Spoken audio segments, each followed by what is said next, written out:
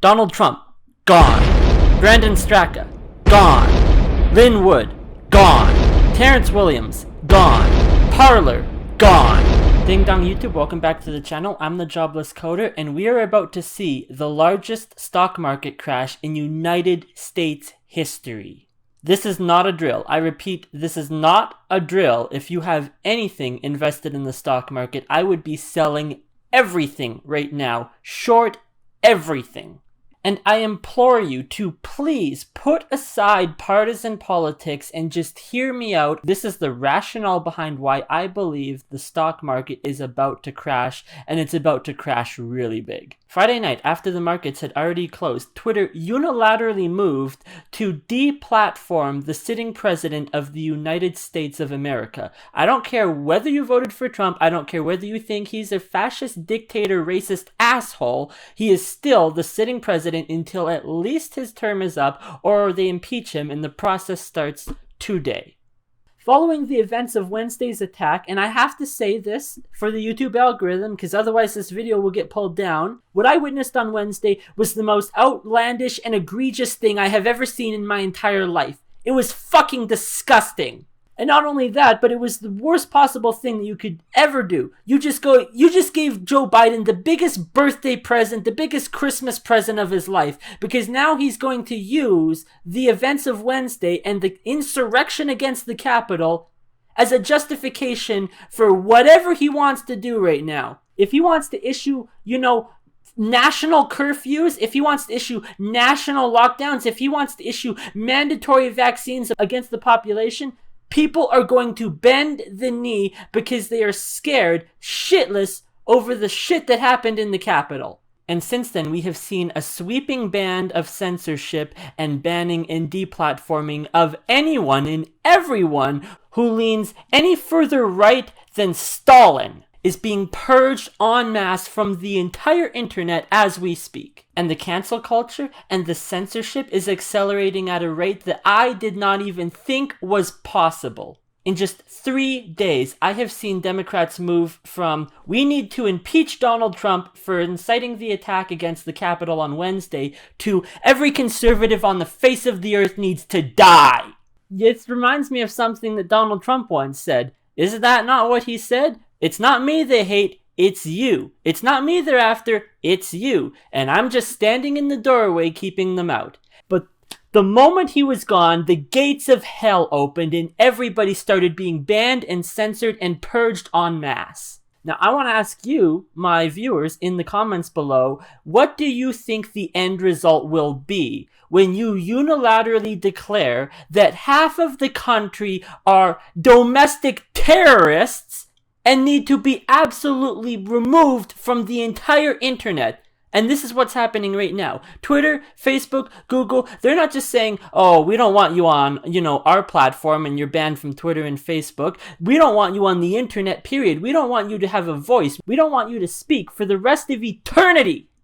I've even seen memes being thrown around on Twitter as a quote-unquote joke that come Monday morning, conservatives are going to have to resort to smoke signals to communicate with each other. And the radical leftists who are pushing this narrative seem to think that's somehow funny. I think it's not. I think it's absolutely terrifying what we are seeing. Because not only are people being purged for the things that they have said, but they are being actively censored for the possibility of the things that they might say in the future. Because apparently we're living in 1984 now. In fact, the hashtag 1984 was trending so much on Twitter, people that are conservatives on the right are claiming that Twitter shut it down. This is actually not true. This is a fact check. That's not true. The reason that hashtag 1984 doesn't appear on Twitter is because no numbers appear on Twitter. Hashtag 42, hashtag 69, hashtag 1 doesn't work because they need to have a letter before a number. You can do a letter and then you can do a number, but you can't just do hashtag 1984. And so that's a conspiracy theory. However, the fact that so many people are talking about the fact that we're living right now in an authoritarian regime is pretty worrisome. I opened a Parler account on Thursday, and in the past 3 or 4 days that I've been using it, I have not once said anything that was illegal or that incited hatred or violence or, another terrorist attack, as they're putting it. And yet every single user of the platform Parler got completely wiped from the internet last night when the servers got shut down.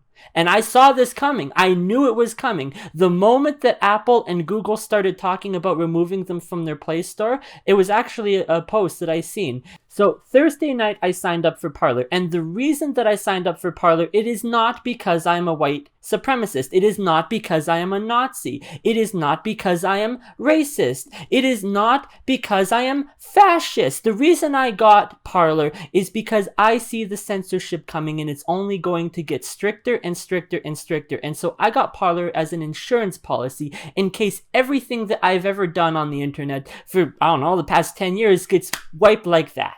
And so I opened a Parler account on Thursday night. On Friday afternoon at 1 p.m., I downloaded the app to my Google Android phone from the Play Store. By 3 p.m., the app had been removed from the store. And then there was a post I saw about Apple talking about removing the app. And so sure enough, it was #1 trending app on the news section in Apple when they removed it.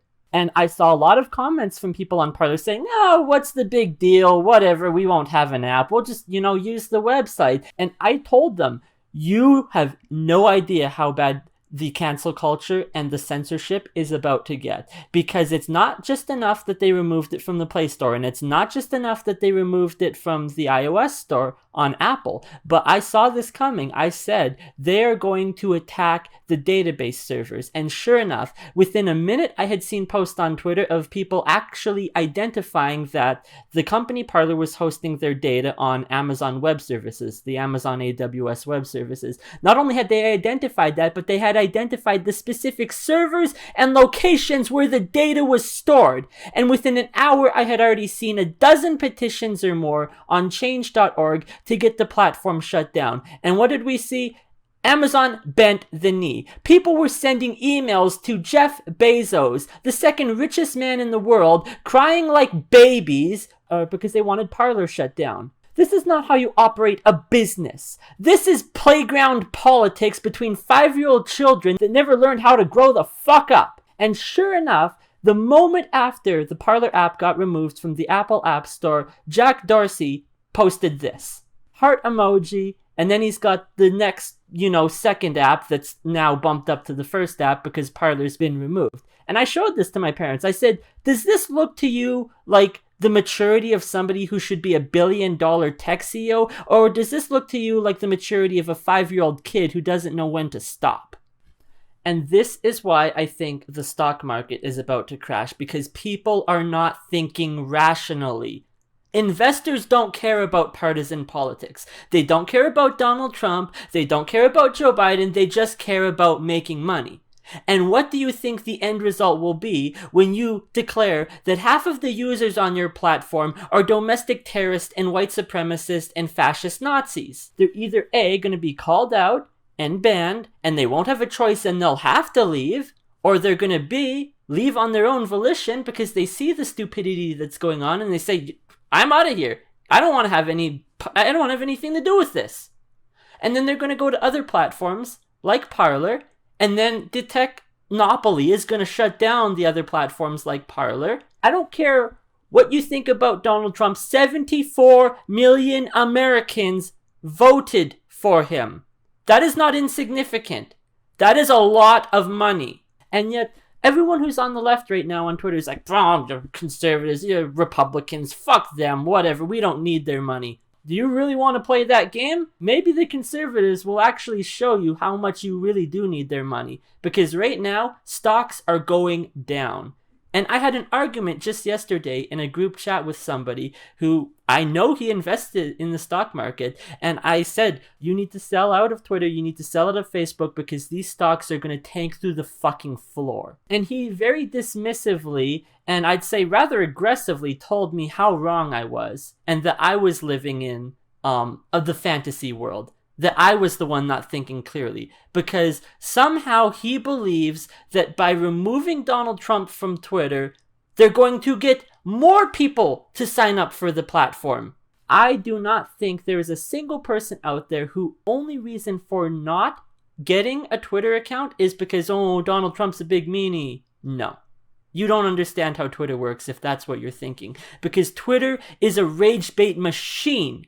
Twitter machines rage and hatred on their platform, and those who are the most enraged and those who incite the most amount of hatred get the most clicks and the most views and the most likes and the most retweets and the most reply guys. That is how it works. Twitter is the game of hate. If you want to win at Twitter, you need to be the most hateful, bigoted asshole on the entire platform. And so I know this is something that Tim Pool has talked a lot about on his podcast. I don't know, the financial history of Twitter to verify whether or not this is accurate, but he claims that Twitter was suffering before Donald Trump joined the platform and before he was running to become the president. And as soon as he was inaugurated as the president, people came in droves. Droves and droves and droves of people signed up for the platform, and Donald Trump actually saved the company. I have no idea the volition to that or the accuracy to that, but at least Tim Pool claims that Donald Trump financially saved the company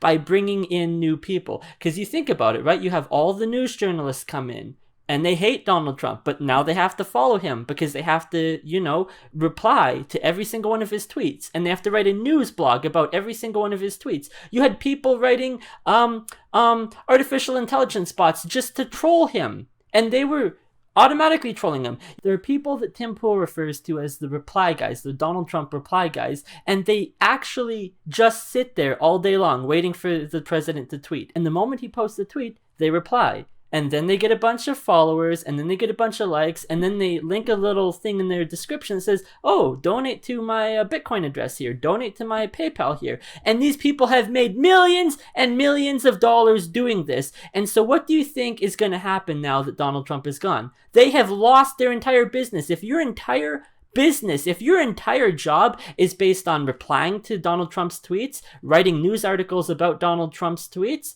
what do you think happens now he's gone? You're going to lose money, and Twitter's going to lose money, and these people are going to quit, and they're going to delete their accounts, and they're going to leave, unless, they found another reason in the past 4 years to continue to exist on the platform. Maybe what they'll do is they'll pick a new target. That is the fundamental problem with leftist ideologies. They don't know when to stop. They're not going to stop with banning Trump. They're going to move on to the next target. And then they're going to move on to the next target. And the problem is that Donald Trump was very extreme in his views and the way that he spoke on Twitter. And he used a lot of vulgarity and he incited hatred. And he almost started World War III with fucking Iran, okay? And so, yeah, you can say ban him. But now they're talking about Trumpism. And anybody that even thinks like him or talks like him or acts in a certain way that would lead you to believe that they might have voted for him. And so what do you think the result will be when the next quote-unquote Trump 2.0, some whatever radical person that is super vulgar and doesn't care about your feelings and they'll just speak their mind and, screw you if it offends you, but maybe they're not as extreme as Trump. They're gone. And then you're going to get somebody who's a little bit more progressive than that. And so they're not going to be as enraging as that guy, but maybe they don't use vulgarity. And then the next thing, they banned. And then so it keeps moving left and left and left until the next thing you know, the system is going to eat itself alive from the inside out. And so my friend that I was arguing about this with told me that I was wrong. Like I said, very dismissively, you're wrong. Twitter's going to go up. Everything's going to go up. The stock market's going to go up now that Donald Trump is banned. Twitter stock, down. Google stock, down. Amazon stock, down. Facebook stock, down. Pinterest, down. Microsoft, down. Shopify, down. Snapchat went down. Looks like it's going back up. S&P 500, down. And I'm seeing this rhetoric passed all around on Twitter. All these people actually believe that Twitter's business model is going to thrive now that their biggest attraction is gone. And not to mention the fact that their CEO is acting like a 5-year-old children. I'd like to see the boardroom meeting right now because I bet it's a freaking civil war because they're shitting their pants right now.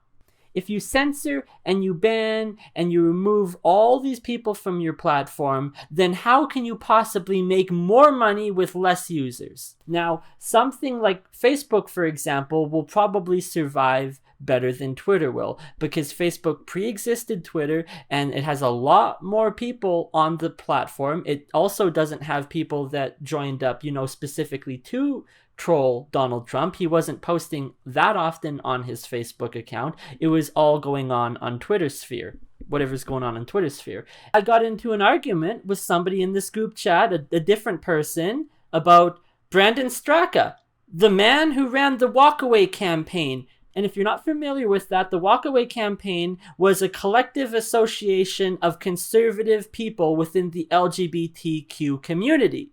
These are people, you want to know why it's called the Walkaway movement? These are people who have been so demonized for the past several years by the radical SJW Puritans that they just said, you know what? I'm going to leave. And the ironic thing is that many of them probably started on the right and grew up in conservative households. And then they went to the left, where they found a bunch of friends on the LGBT community. And for a couple years, things were good.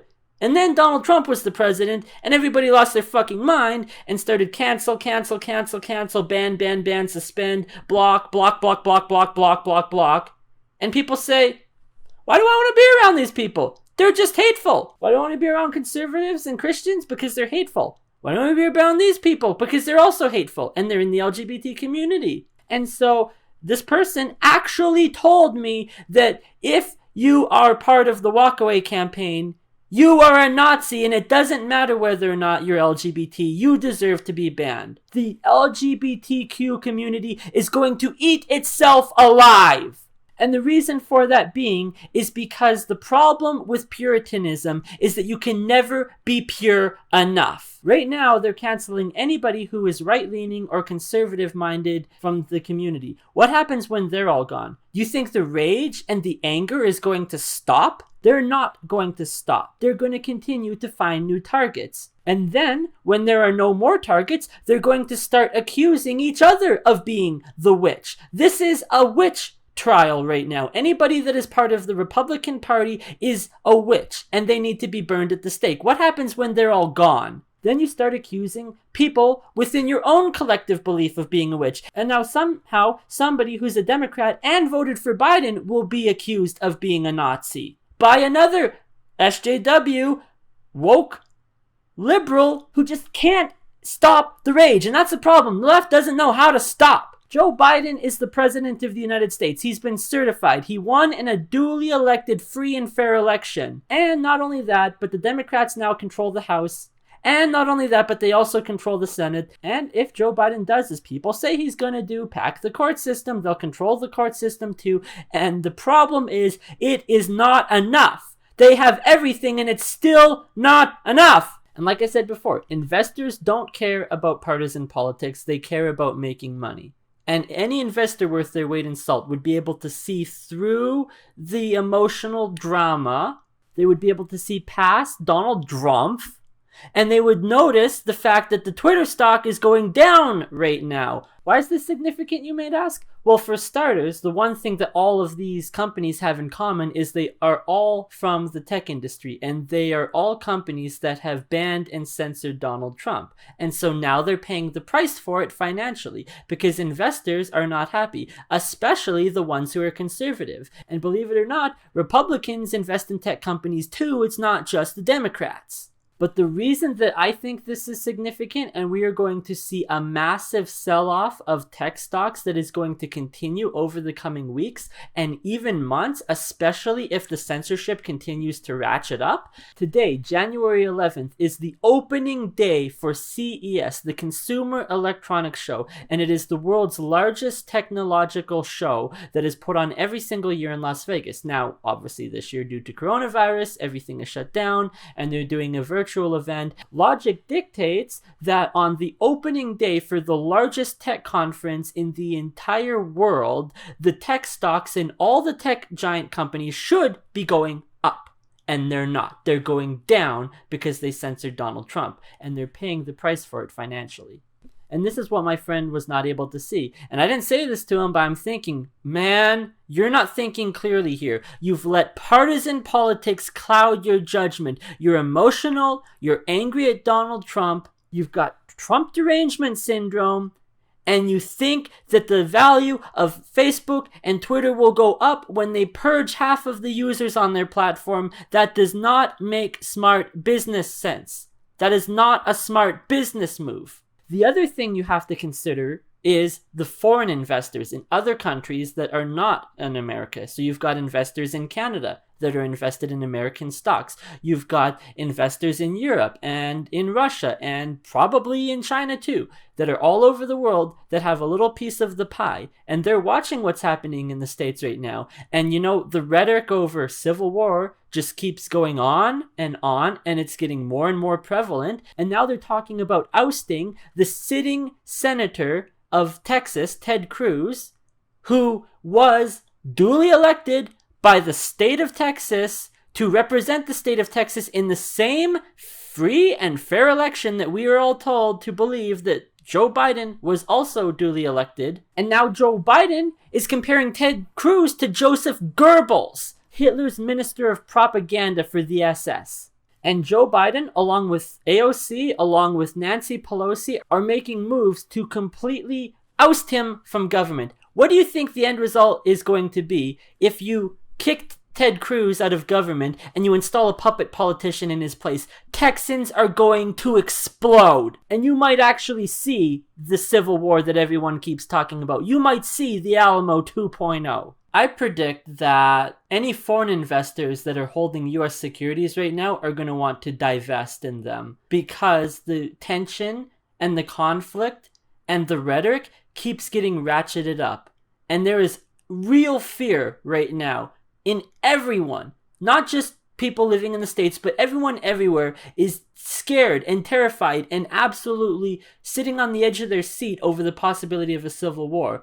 And if Americans do go to civil war with each other, the rest of the world is going to pay financially. And it's going to get really ugly really freaking fast. The other reason that I want to point out why I think it is that we are going to see a mass sell-off of stocks that could possibly trigger a stock market crash is that the tech stock industry right now is in a bubble. And the reason that I know it's in a bubble is because every single thing that is being done right now, business-wise, has to be done online due to the coronavirus. But they have told us, and if we are to believe that eventually, either at the end of this year or at the beginning of this next year in 2022, as Bill Gates would say it, when they start vaccinating enough people and the lockdown restrictions, the lockdown restrictions are taken down, so they tell us they will take these restrictions down, and businesses are now allowed to open in person, then they won't need to have their business online anymore and be running it 100% through the internet, through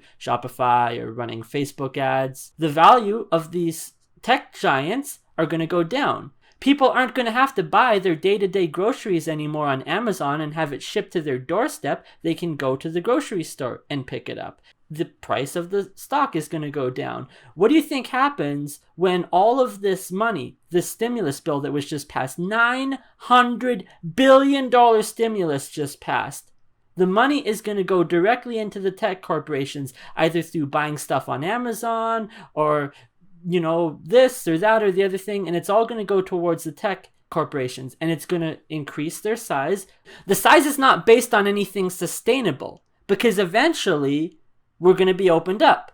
And eventually, people are not going to be forced to buying everything on Amazon. The stock price is going to go down, and that is when the bubble is going to burst.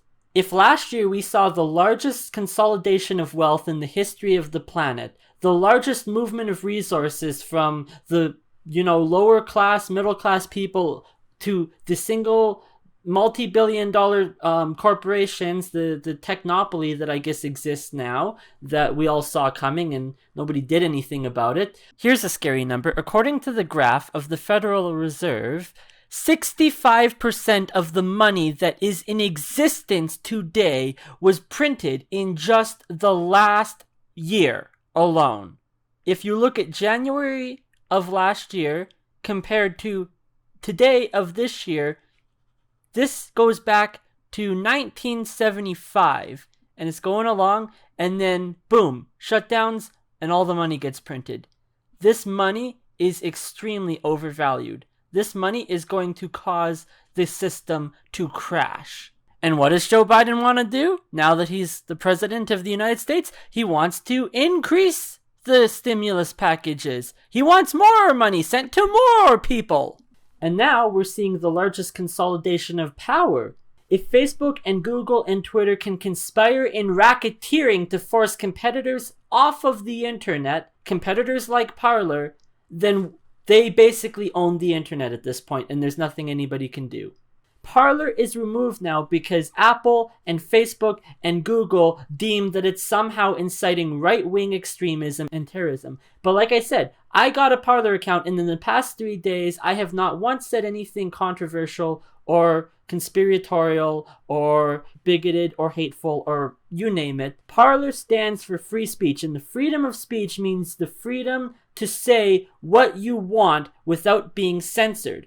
And I have actual proof that I'm going to show you right now of the censorship. I got a 3-day suspension on my Facebook page for simply posting the fact that I had applied for a job to work at Parler.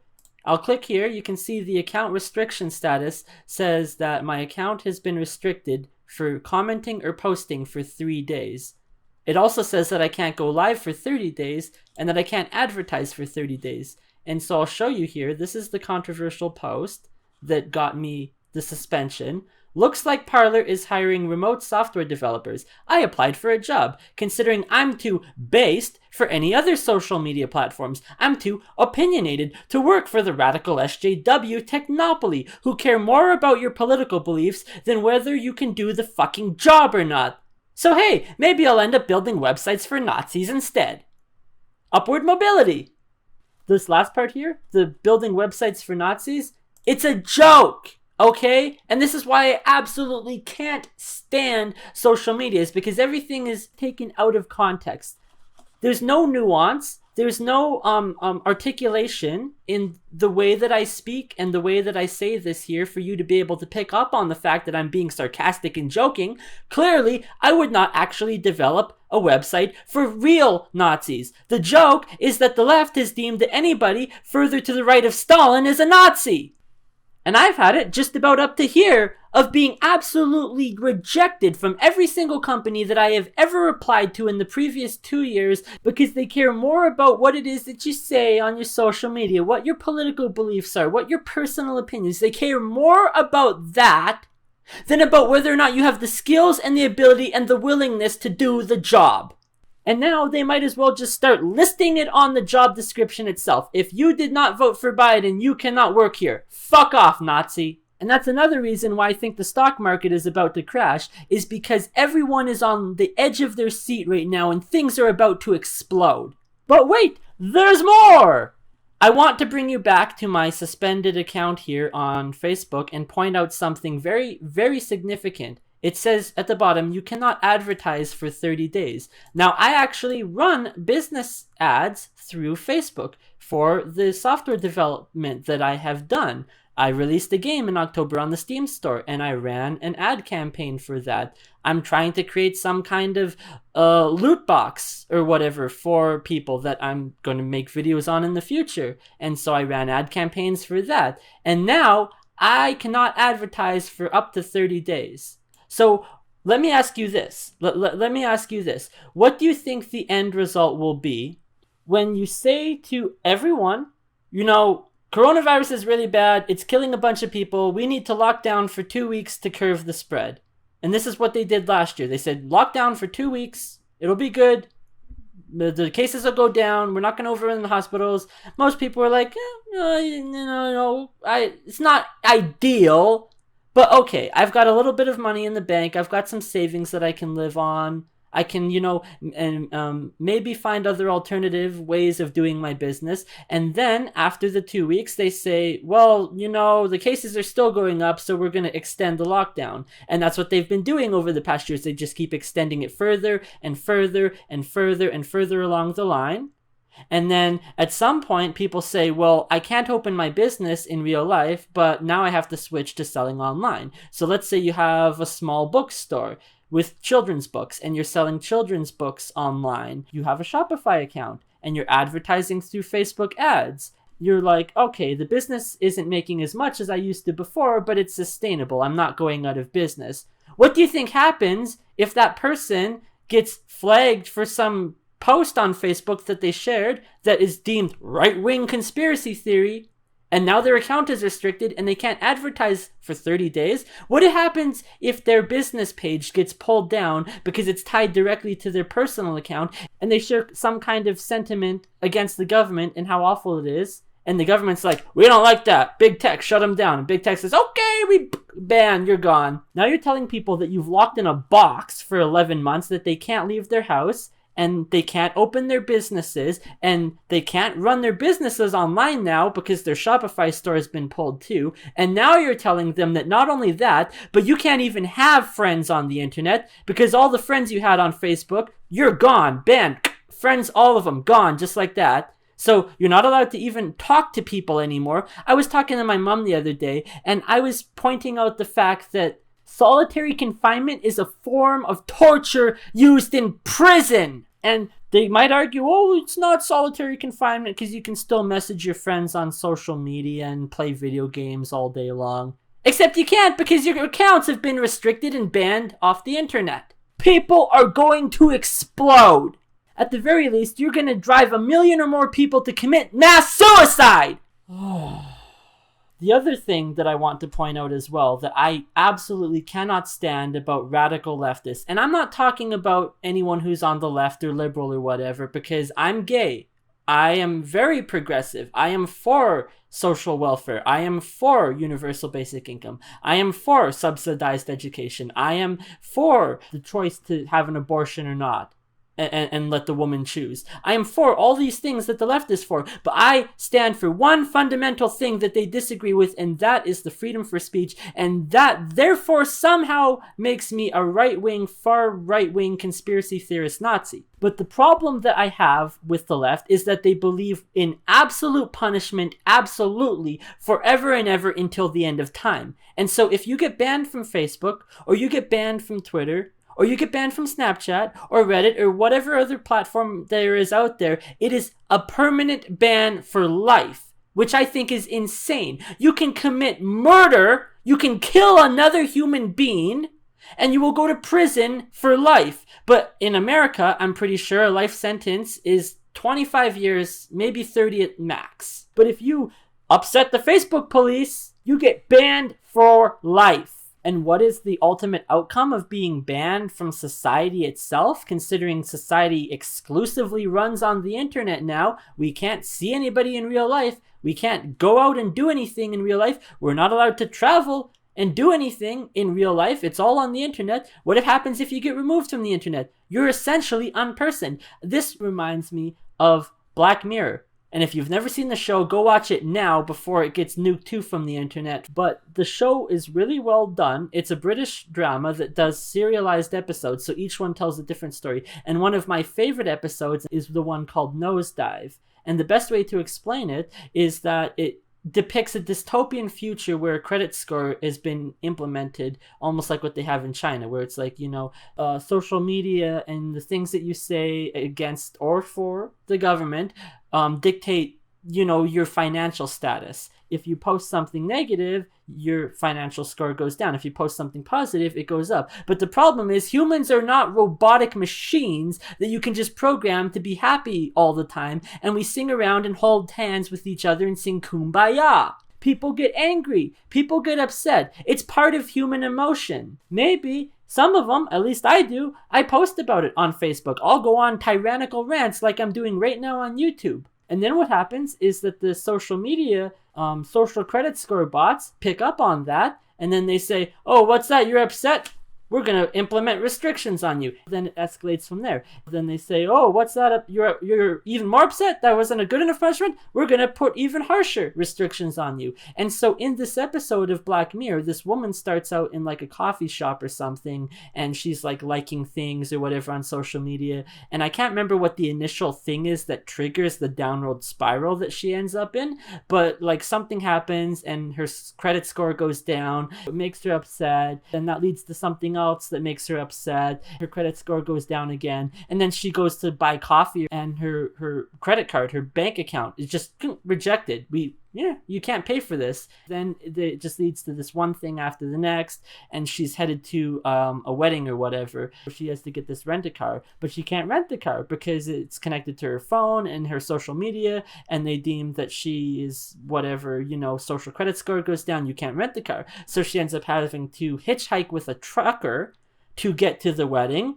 And by the time all these bad things continue to happen throughout the episode, by the time she gets to the wedding, her dress is ripped and she's covered in mud and her makeup is smeared and she's bawling her eyes out and her life is absolutely destroyed. And the government has deemed that she's somehow a domestic terrorist. And so she gets arrested and goes to prison. Is that the future you want to live in? Because all these radical leftists on Twitter that keep pushing the narrative that anybody who didn't vote for Biden is a domestic terrorist, this is what's going to happen. You're going to force half of the country into prison. Anybody who's got money is going to flee to other countries, and America is going to become a third world shithole. So what do you think happens when all the American stocks explode and the stock market implodes and then people can't buy food? Things are about to get really, really bad. And this is why I did not agree with, and I still do not agree with, the deplatforming of the sitting president of the United States of America. Because it's not about Donald Trump. It's not about what he did or did not say or what he did or did not incite. It is about what happens next. And what happens next is hell.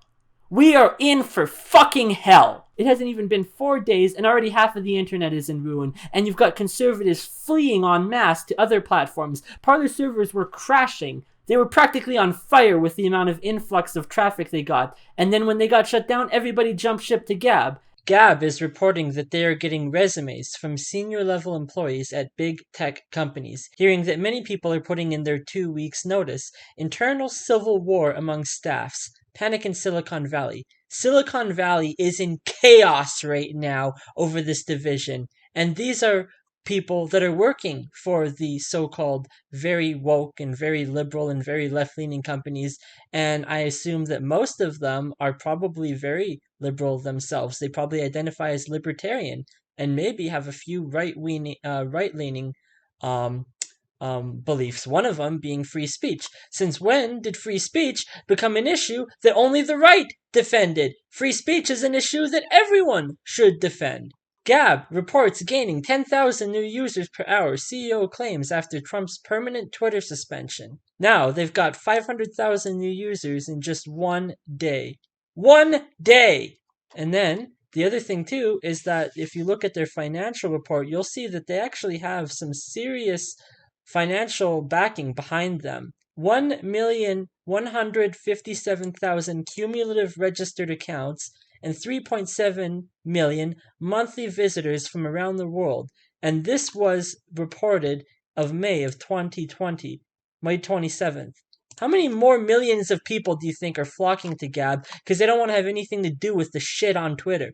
Why is it that Twitter upholds content that is posted by jihadi terrorists of people being beheaded, and somehow that's okay with the policy, but if you post, I like Donald Trump, banned, gone, purged from the internet? And so what do you think's going to happen now? They're going to go after Gab. Then what happens after that? Everyone's going to jump to Telegram, and then they're going to say, oh, they've got groups on Telegram, shut Telegram down. Why don't we just ban the whole damn internet? And then we may really see some of Donald Trump's prophecies come true, because what was it that he said? That there's a possibility if Biden wins, you're going to have a stock market collapse, the likes of which you've never had. Oh, yeah, something about the stock market. There's another thing, too, that I'd like to point out before I slowly end the video off, is that, and I don't think anybody is talking about this, why is it that conservatives in every country, in every corner of the world, are paying for the shit that's happening in the US right now? Because I'd like to point out the fact that I live in Canada, And the quote-unquote Canadian conservatives are nothing like the far-right extremists. They're nothing like the Republican Party. Our version of conservatism here in Canada is more like central, moderate center-right in America. They're not anywhere close to the Republican Party. They're not anywhere close to actual Nazis. And I'm not denying that there are actual Nazis. I'm just starting to believe that they may not even exist. Because if everyone's a Nazi, then who isn't? I'm starting to think that they're a myth, like unicorns and leprechauns. They're a myth used to just incite hatred against people you don't agree with. And so why is it that Canadian conservatives are being censored and blocked and removed systematically from the internet? Because the conservatives here are nothing like the Republican Party down south. I mean, as far as I'm aware, we don't even have an active operating KKK coalition of people here. The closest thing we might have to the KKK in Canada would be the Proud Boys.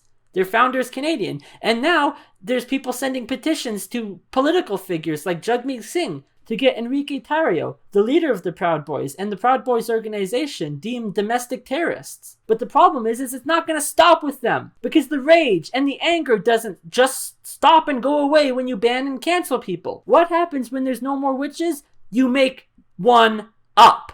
I see Twitter like this vile spinning disc. It's like the blades inside a blender that are just spinning faster and faster, and they just get faster, and it's whipping people up. And sooner or later, it just starts ejecting people from the system. You're gone, and you're gone, and you're gone. And it just incentivizes rage, and it incentivizes hate. And it is going to lead to the destruction of the world if we don't fix this. Which is why I would like to post some videos coming in the future over some of the things that I'm going to be doing to make active change. Because I do believe that there is a possible way to make change. There's blockchain technology. There has to be ways to set up servers on systems other than Amazon or whatever, where they can just unilaterally ban you from the system because a bunch of people complained. And even now, I hear that the lawyers for Parler have quit. Because a bunch of 16-year-old assholes on Twitter bullied them into submission. We are living in a world right now where 50-year-old lawyers at a law firm have quit their job because 16-year-old rage-bait cultists on Twitter complained. And it's absolutely ridiculous. It is kindergarten politics. And so we need to be building a decentralized platform. We need a decentralized internet. We need a mesh internet. We need to make it virtually impossible to erase data, or at the very least give you control of your own data. And this is why I want to share with you at the end of the video before I sign off something that I saw just this week. God has spoken! Tim Berners-Lee, the creator of the original internet, has seen what the internet has become, and he's absolutely disgusted. And so, just like God in the Bible saw what he created and didn't like it, says, I'm going to wipe it all out and start fresh. Tim Berners-Lee has actively been working on building a new internet over the past 2 years, and the project just released this November. It is less than 2 months old at this point, and it is literally the Internet 2.0. It is called Inrupt. And the way that it operates is a little complicated, and I have to make a completely separate video to cover that topic in particular. But stay tuned, subscribe to the channel if you like the content and you want to see upcoming content on the topic. And like I said at the beginning of the video, if you have any stocks, sell them. And that's my 2 cents to you. Full disclaimer, I'm not a CPA, I'm not a licensed or whatever registered financial advisor. This is just my opinion. I'm some guy on the internet. So, do what you want with your money. And until then, thank you for watching the video, and I'll see you in the next one.